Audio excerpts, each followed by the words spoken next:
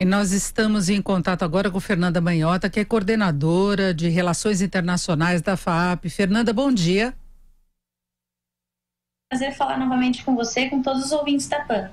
Bom, Fernanda, Trump, como já tinha avisado, declarou ontem emergência nacional para conseguir os recursos necessários para a construção do muro na fronteira com o México. O Congresso, na véspera, tinha fechado um acordo que liberaria, inclusive, recursos para ele construir barreiras, seriam barreiras metálicas numa grande extensão de área, mas ele julgou insuficiente. Ele fala dos grandes riscos que os Estados Unidos sofrem, estão expostos com drogas, com tráfico humano, todo tipo de criminosos e gangues. Ele foi muito questionado, mais uma vez ele falou que os jornalistas eram mentirosos, falou em pesquisas, contrariando outros dados. Eu queria sua avaliação em relação a essa situação, sendo que Trump colocou o procedimento dele como normal, que já houve outros casos de declaração no passado. Como é que você avalia essa situação do ponto de vista político? Olha, para ele, então, é um projeto bastante caro do ponto de vista, inclusive, eleitoral. Ele gostaria de conseguir avançar com esse elemento simbólico, até com vistas à eleição de 2020, enquanto, do outro lado, ele enfrenta uma oposição que leva em conta não só questões econômico-financeiras, porque de fato o muro custa mais de 5 bilhões de dólares e isso comprometeria o equilíbrio das contas públicas, como também, evidentemente, se trata de uma disputa, de uma barganha, de um braço de ferro político, né? Então, a oposição, na tentativa de dificultar o avanço de uma agenda trumpista, se mobiliza nesse sentido. Nesse momento que nós estamos enfrentando nos Estados Unidos, verificando nos Estados Unidos, né, é um debate que tem a ver, primeiro, com o abuso de poder, porque, de fato, embora a lei de emergências nacionais exista desde os anos 70, ela foi utilizada em circunstâncias muito específicas e essa, em particular, do muro, é uma situação bastante atípica e controversa. Haveria necessidade de se fazer um debate conceitual sobre o que caracteriza uma emergência, e os dados empíricos, como você mencionou, eles não dão conta de sustentar aquilo que o presidente Trump tenta fazer, que é um processo de securitização da fronteira sul. Então, as correlações que ele tenta estabelecer, elas não são evidentes, né, para aqueles que estudam, pesquisam isso com maior acuidade.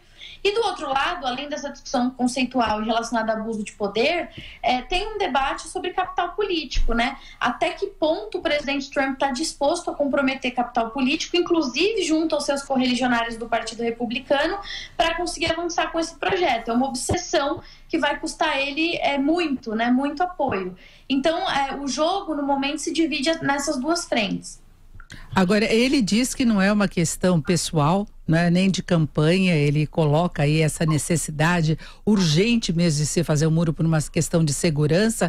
Agora, a Fernanda, ele parte por um confronto com a oposição e ele tem várias fragilidades, investigações em andamento desde o início do governo, na verdade. Então, não se sabe, ele pode estar buscando também apoio popular dos eleitores dele, não é? Porque é uma promessa de campanha, querendo ou não.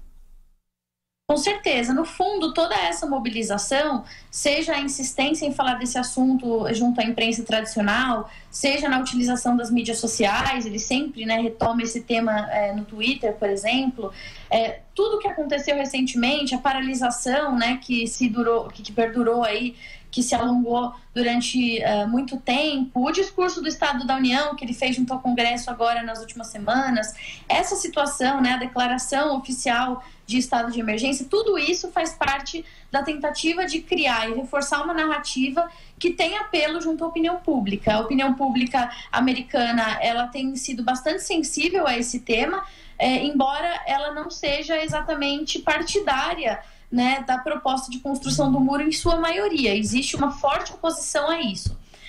Agora, na prática, o que deve acontecer do ponto de vista da relação com a oposição é um desmembramento dessa disputa em duas esferas, né? Em primeiro lugar, deve haver uma disputa inevitável que ocorrerá nos tribunais, então na esfera jurídica.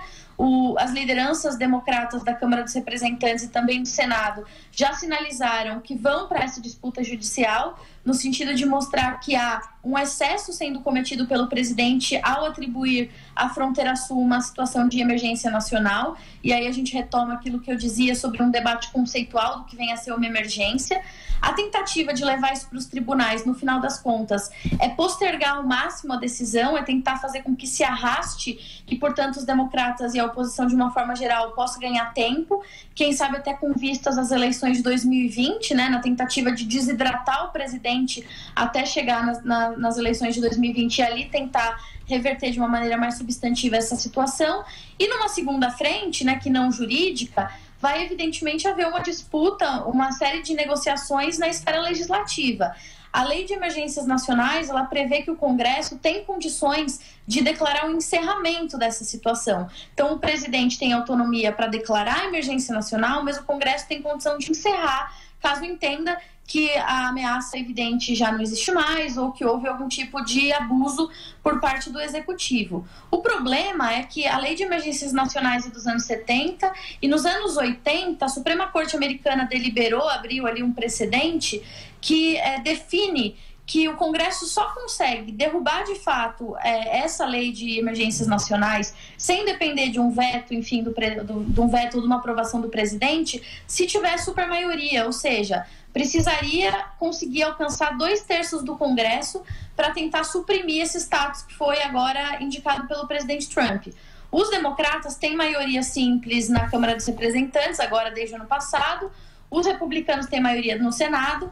Talvez eles conseguissem uma maioria simples nas duas casas, porque sempre há republicanos que não estão satisfeitos com o governo, mas uma supermaioria seria difícil. Então é um imbróglio político. No final do dia, o que vai acontecer é uma espécie de tentativa de acomodação. Provavelmente os democratas vão, na impossibilidade de impedir o presidente Trump, apostar numa estratégia de fragilizá-lo em outras frentes, então as investigações devem se acirrar, tentativa de implementação de um processo de impeachment e coisas que funcionem como uma espécie de contrabalanço a esse movimento, né? Professora Fernanda, aqui é Fernando que fala com você. Há um documentário, né, de 2005, né, meados dos anos 2000, chamado A Cerca, né, feito pela HBO, onde mostra um projeto que tinha o presidente Bush de fazer uma grande cerca, um grande muro na fronteira com o México, sob pretexto de que ali teria um ingresso muito grande de pessoas ligadas ao terrorismo. O que é óbvio, a gente sabe que não é essa a forma de ingresso. Agora, com a questão da imigração, esse é de fato o maior problema que os Estados Unidos têm, ou isso tudo é uma espécie de uma cortina de fumaça, ou até mesmo uma mania pessoal de se perseguir, de se tentar colocar uma situação além do que se acontece? Porque essa história do muro não é nova, essa cerca não é nova, foi feito no governo Bush alguns pedaços muito mal feitos. Isso realmente é o que os Estados Unidos têm de mais premente para ser resolvido? Pois com certeza não. Na verdade, como a gente falava antes, a evidência empírica, ela na verdade não embasa esse tipo de política, né? Em primeiro lugar, porque quando a gente fala em relação ao muro, seria necessário considerar que o muro por si só ele não é uma novidade. Como você mencionou, essa proposta já apareceu outras vezes e a proteção da fronteira já conta com diversos recursos que inclusive são bem análogos ao muro. Existe em alguns lugares a construção de cerca, que já foi implementada, existe em alguns trechos muro físico de fato, e existe também o controle por satélite, né? Então existem já mecanismos que fazem da fronteira sul uma fronteira muito patrulhada. Depois, existe também, uma coisa que não é desprezível, uma indicação de que há um progressivo desengajamento de imigração por meio dessa fronteira ao longo dos últimos anos. A imigração pela fronteira sul hoje é muito menor do que já foi no passado. Então, ao contrário desse senso de urgência que o presidente Trump tenta transmitir, ou seja, o presidente Trump tenta fazer parecer que a situação ela é calamitosa, ela vai ficando cada vez pior, ela é cada vez mais urgente. Na verdade, é o contrário disso, né? Na verdade, hoje existem mecanismos de mitigação e de combate a esses imigrantes ilegais, ou enfim, de tentativa de repressão dessas políticas que já são bastante efetivas, né? Além disso, os Estados Unidos têm, como você mencionava, outras prioridades que são bastante graves. Por exemplo, existem indícios de que desde os anos 70 até hoje, os Estados Unidos são um país que tem empobrecido, né, do ponto de vista relativo. É claro que ainda é uma potência das mais relevantes, é claro que a economia é pujante, mas os índices de desigualdade nunca foram tão elevados, a percepção de felicidade, como é calculado pelo índice que a ONU mesmo organiza, nunca foi tão ruim. Nós estamos falando de assimetrias que foram trazidas pela globalização e acentuadas nos últimos anos, que criam, né, no tecido social essa percepção de que há uma piora generalizada na maneira de conduzir a própria vida. Então, a gente fala de desemprego, por exemplo. Os Estados Unidos hoje estão numa condição de pleno emprego, que aparentemente é bom, claro, mas ninguém capta, quando calcula esses índices, que muitas pessoas, desde a crise de 2008, elas têm hoje um emprego que elas entendem ser pior do que elas tinham antes, ou part-time jobs, ou empregos fora da sua área de atuação original, bicos, trabalhos pouco regulamentados.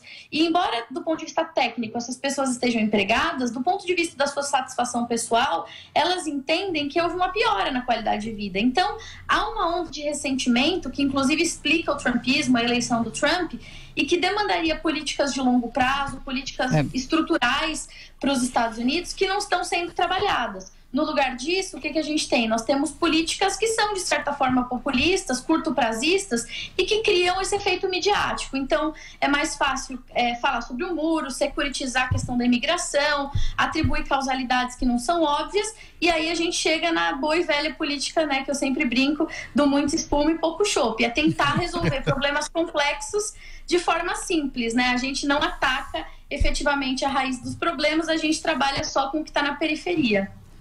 É isso, nós conversamos com a Fernanda Manhota, que é coordenadora de Relações Internacionais da FAAP. Fernanda, muito obrigada, um bom final de semana. Obrigada, Denise, sempre um prazer falar com vocês, com todos os ouvintes da PAN.